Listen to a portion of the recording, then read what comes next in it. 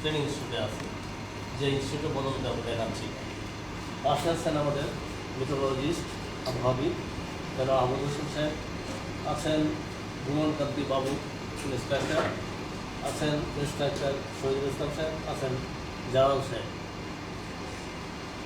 তো তোমাদের সবার পরিচয় নিলে সময় লাগবে, আমার মনে পরিচয় আমি মনেও থাকবে না আমার।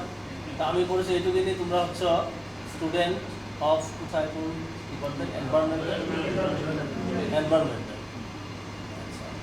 এনভায়রনমেন্ট প্রথমে পরিবেশ, পরিবেশ অবশ্যই ইন্ট্রোডাকশনটা দিয়ে দিই। এরা হচ্ছে যে environmental engineer, diploma in environmental engineering ডিপার্টমেন্টের স্টুডেন্ট, পলিটেকনিক লেভেলের ফাইনাল ইয়ার শেষের দিকে। এখানে যারা উপস্থিত আছে তারা ঝিনাইদহ, বরগুনা, সাতক্ষীরা এবং চট্টগ্রাম পলিটেকনিক থেকে আসছে। এরা বাংলাদেশ এনভায়রনমেন্টাল ইঞ্জিনিয়ার্স অ্যাসোসিয়েশনের অধীনে যে ইন্টার্নশিপ প্রোগ্রামটা তারা এই সংগঠনের অধীনে করছে। এবং বাংলাদেশে টোটাল 10টা পলিটেকনিকে এই ডিপার্টমেন্টটা আছে, ঢাকা পলিটেকনিকেও আছে। আর আমি ঢাকা পলিটেকনিকের জুনিয়র ইনস্ট্রাক্টর হিসেবে আছি এবং ইন্টার্নশিপ টিমের প্রধান পরিকল্পনার দায়িত্বে আছে, আজকে গাইড হিসেবে আছি। আর এখানে যাদের দেখছেন তারা সবাই ওই 4টা ডিস্ট্রিক্ট থেকে আসছে এখানে ট্রেনিংয়ের জন্য। সবাই diploma final year environmental engineering department. ধন্যবাদ ইন্সট্রাক্টর সাহেব, আপনাকে ধন্যবাদ। তো এনভায়রনমেন্ট এটা ডেফিনেটলি আমাদের মেট্রোলজির সাথে সম্পৃক্ত। তো এনভায়রনমেন্টাল যে অবস্থানটা পরিবর্তন, যে চেঞ্জ, সেই চেঞ্জ সম্বন্ধে যে চেঞ্জটা যে কারণে হয়, যেভাবে ঘটে, এটি হচ্ছে মেট্রোলজি। এবং এই মেট্রোলজিতে যে পারফরমেন্স, মেট্রোলজিক্যাল অ্যাক্টিভিটিস, সেগুলো এনভায়রনমেন্টকে প্রভাবিত করে, ফলে এটার সাথে বেশি রিলেটেড। তো আমি স্লাইডের মাধ্যমে বলবো।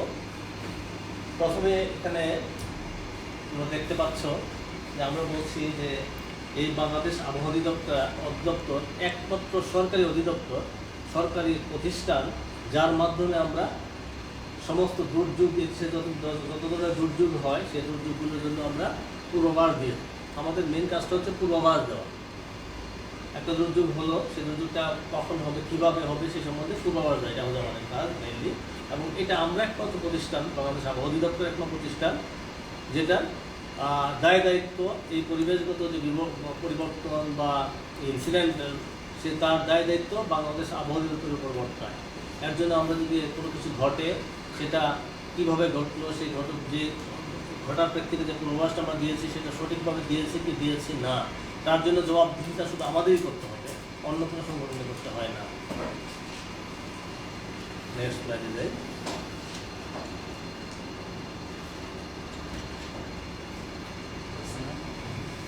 করো নাই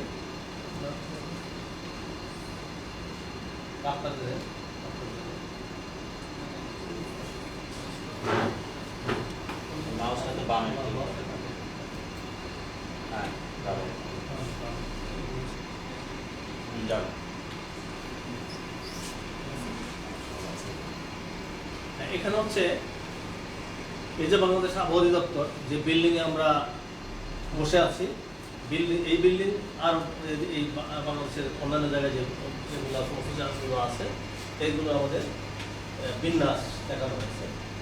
যেমন প্রথমে দেখানো হয়েছে যে বিএমডি হেডকোয়ার্টার, উপরে যে বিএমডি হেডকোয়ার্টার মধ্যে আমাদের বিল্ডিং আছে হেডকোয়ার্টার। বিশেষ করে এটা হচ্ছে দোতলাটা আছে, এখানে আমাদের পরিচালক মহোদয় বসেন, এটা ডিপার্টমেন্ট প্রতিষ্ঠানের প্রধান, উনি এখানে বসেন। পরবর্তী সময় অন্যান্য এগুলো ভাগ করা হয়েছে, 2তলা 3তলা, এর মধ্যে বিভিন্ন সেক্টরে ভাগ করা হয়েছে।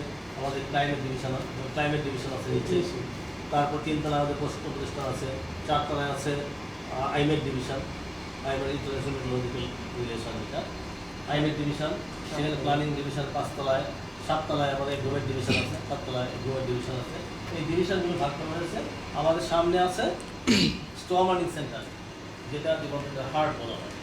সেই স্টর্ম ওয়ার্নিং সেন্টারের 8টা বিল্ডিং, সামনে লাল বিল্ডিং, মাঠের পাশে দেখবে, প্র্যাকটিক্যালি তোমাদেরকে নেওয়া হবে এখানে দেখবে। তারপর আছে আমাদের সিস্টেম অবজারভেটরি আছে, এই পাশে একটা অবজারভেটরি আছে।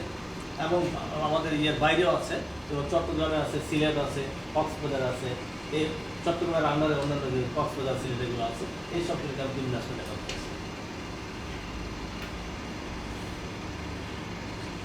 এখানে হচ্ছে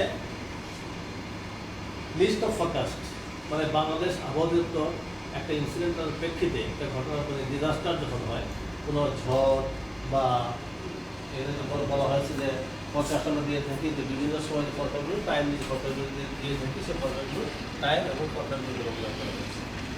যেমন প্রথমে দেখতে পাচ্ছি যে মর্নিংয়ে আমরা এখানে একটা কথা বলে নিই, সেটা হচ্ছে আমাদের যে পূর্বাভাসটা দেওয়া হয় সেটা পালাক্রমে কাজ হয়। 24 ঘন্টা আমাদের ওই অফিসটা খোলা থাকে, এই অফিসের দরজা কখনো বন্ধ হয় না। তো এই কমন সেন্টার, যেটা ঝড় কেন্দ্র যে বিল্ডিংয়ের করে দেখাবো, তাতে 24 ঘন্টা এখানে সরকার দেওয়া হয়। ফলে এই সরকারগুলো আমাদের কি সকালে কাজ করে একটা দল, তারপর বিকালে কাজ করে একটা দল, তারপরে কাজ করে নাইটে, রাত্রিতে কাজ করে।